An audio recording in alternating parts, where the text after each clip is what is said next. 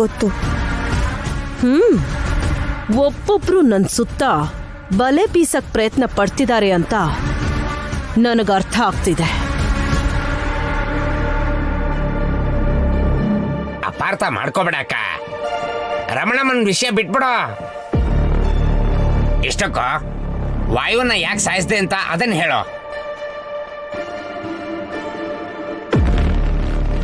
ವಾಯು ಒಂದು ರೇಸಿನ ಕುದುರೆ. ರೇಸಲ್ಲಿ ಅದು ಓಡ್ತಾ ಇದ್ರೆ ಲಕ್ಷ ಲಕ್ಷ ಬರೋದು.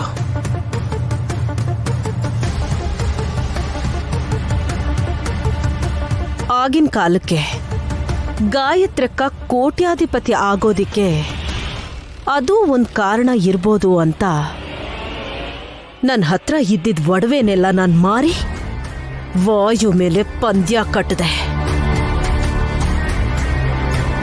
ಸೋಲಂದ್ರೆ ತಿಳಿದೇ ಇರೋ ವಾಯು ಅವತ್ತು ಸೋತ್ ಹೋಗ್ಬಿಡ್ತು. ಸೋಲಕ್ ಕಾರಣ ಏನು ಅಂತ ಗಾಯತ್ರಕ್ಕ ಯೋಚನೆಯಲ್ಲಿ ಮುಳುಗೋದ್ರು.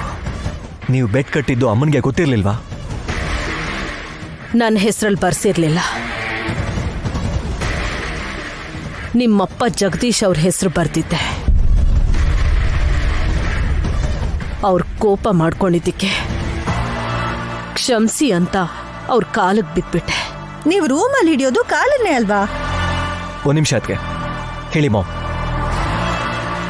ವಾಯುಗೆ ಆರೋಗ್ಯ ಸರಿ ಇಲ್ಲ ಅಂತ ವಿಶಾಲಾಕ್ಷಮ್ಮನವರ ದೇವಸ್ಥಾನದಿಂದ ತಗೊಂಡು ಬಂದ ಹೂವಿನ ಹಾರಕ್ಕೆ ವಿಷ ಸ್ಪ್ರೇ ಮಾಡಿ ವಾಯು ಕತ್ತಿಗೆ ಹಾಕ್ದೆ.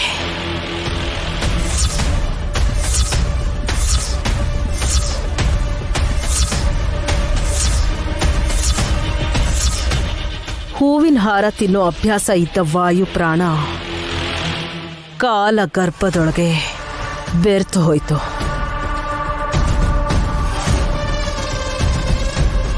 ಮೂಕಜೀವಿ ಪ್ರಾಣ ಅಂತ ತೆಗೆದು ಆ ನೆಪನ ವಿಶಾಲಾಕ್ಷಿ ಅಮ್ಮನವ್ರ ದಯೆ ತೋರಿಸ್ಲಿಲ್ಲ ಅಂತ ಅವ್ರ ಮೇಲೆ ಹೊರಿಸ್ತಾ ಇದ್ದೀರಾ? ರಮಣಮ್ಮ ಗಂಡ ವೀರಪ್ಪಗೆ ಈ ವಿಷಯ ಗೊತ್ತು ಅನ್ಸತ್ತೆ. ಎಸ್ಟೇಟಲ್ಲಿರೋ ಹೊಲದಲ್ಲಿ ಹೂವು ಕಟ್ ಮಾಡಿಲ್ಲ ಅಂತ ಅಳ್ತಿದ್ದ. ಅದಾದ್ಮೇಲೆ ವೀರಪ್ಪ ಕಾಣಿಸ್ಲೇ ಇಲ್ಲ. ರಮಣಮ್ಮ ಮಾತ್ರ ಇವಾಗ ಕಾಣಿಸಿದ್ದು. ಅತ್ತೆ, ಅವ್ರು ಎಲ್ಲಿದ್ದಾರೆ ಅಂತ ಏನಾದ್ರೂ ಗೊತ್ತಾ?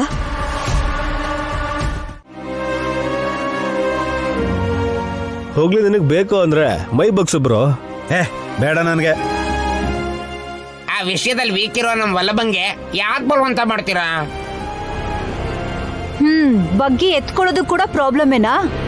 ಏ ಸುಮ್ಮಿ, ಎತ್ಕೊಳೆ. ಆಹಾ, ಅವಳು ಬೇಕು ಅಂತಾನೆ ಕಾಲ ಹತ್ರ ತೆಂಗಿನಕಾಯಿ ಇಟ್ಟಿರೋದು. ಅದರಿಂದ ನಮ್ ಕೈಲಿ ನಮಸ್ಕಾರ ಮಾಡಿಸ್ಕೋಬಹುದು ಅನ್ನೋದು ಅವಳ ಉದ್ದೇಶ. ನೀವ್ಯಾಕೆ ಆ ಥರ ಯೋಚನೆ ಮಾಡ್ತೀರಾ? ಬೇಕು ಅಂದ್ರೆ ತಗೊಳ್ಳಿ ಅಂತ ಹೇಳಿದ್ಲಲ್ಲ.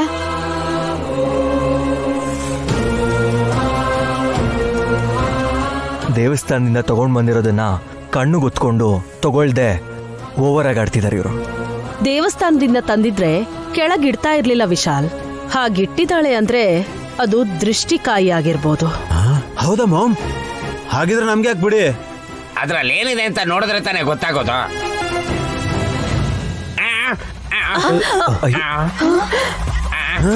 ಏನ್ರಿ ಹಾಗೆ ನೋಡ್ತಿದ್ದೀರಾ? ಎತ್ಕೊಳ್ಳಿ.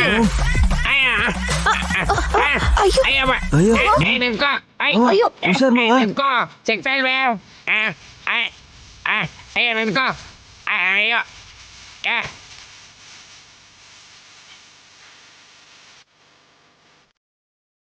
ಅಮ್ಮ.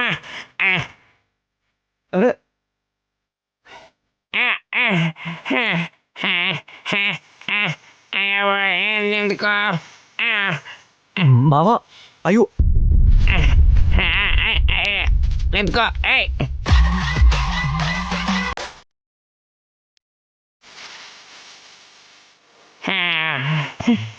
ಅಮ್ಮ, ತಂಗ್ಯವ್ವ,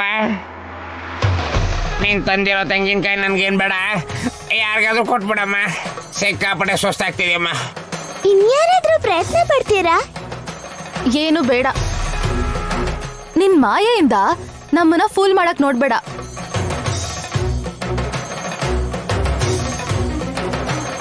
ಅಷ್ಟಕ್ಕೂ ಅದರಲ್ಲಿ ತೆಂಗಿನಕಾಯಿ ಇಲ್ಲ. ಏನಿದೆ ಮಾಮ್?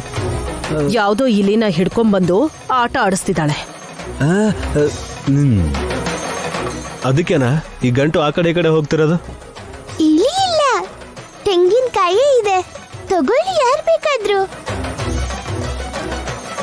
ಅಯ್ಯೋ ಬಿಟ್ಬಿಡಮ್ಮ, ನಿನಗೂ ನಿನ್ ತೆಂಗಿನಕಾಯಿಗೂ ಒಂದ್ ನಮಸ್ಕಾರ.